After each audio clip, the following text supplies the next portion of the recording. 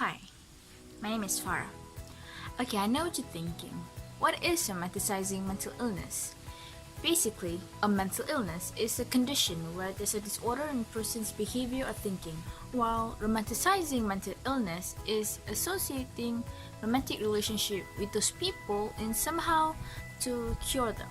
Today, there are many people who are diagnosed with mental illnesses. There are many teenagers and people out there who self-diagnose themselves just to make them look cool. But, honey, let me tell you, it's not an aesthetic. I know, movies are made, books are written, to give a peek into the mind of those people. But these creative-minded people sometimes got it wrong and romanticized it instead. Today, we're gonna look at 3 things. 1. The bad portrayal of mental illnesses in medias. 2. And how is it affecting our teenagers when it's romanticized? And 3. What are the ways to overcome mental illnesses? First and foremost, books like We Are Ants by Sean David Hutchinson, where there's an alien who abducted a teenage boy with depression and somehow saved him from all the cruelty in this world. You see, that is something like romanticizing mental illness.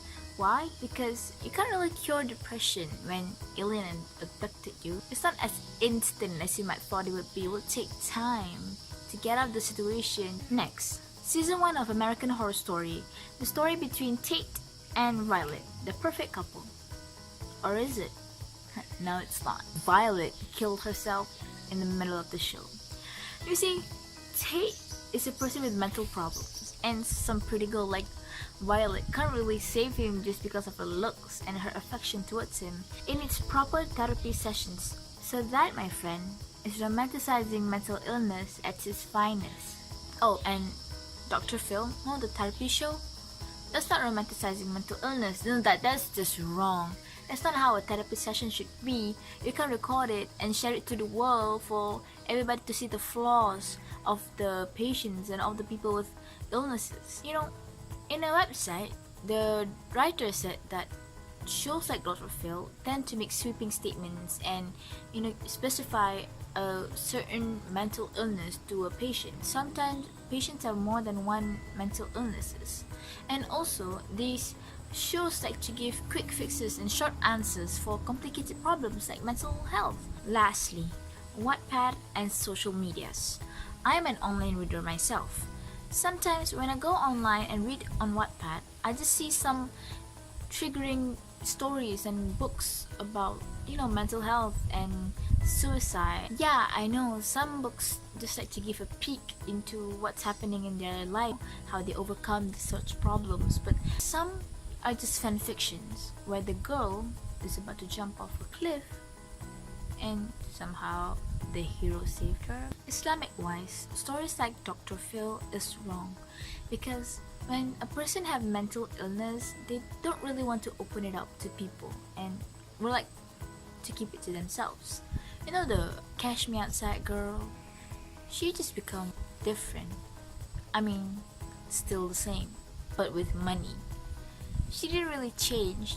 So what I'm trying to say here, shows like Dr. Phil doesn't really help those people with actual illnesses. All the shows, especially like the story between Tate and Violet, really affecting our teenagers, where young girls would really wanted a bad boy to save her. That's wrong because no bad guys would really want to save you because they themselves are bad. Young, immature teenagers are affected by these. They would really want to have some sort of mental illness so that somebody would save them. Just be special somehow. Here, let me stress this again. It is not an aesthetic. Knowing that there are actual people out there who actually suffer mental illnesses, but they do not know where to get help. So here are a few tips for those who want to overcome mental illness. First of all, ask for help. Seek help from counselors, teachers, or even trustworthy friends. If it involves social media, please block those accounts and report to the right people. In Malaysia, there are also a few helplines such as Talian Kasih 15999 and Befrienders Malaysia. So we have reached the end of our video. I hope you learned a thing or two from this video, and especially don't romanticize about mental illness. Don't forget to give likes and meaningful comments down below.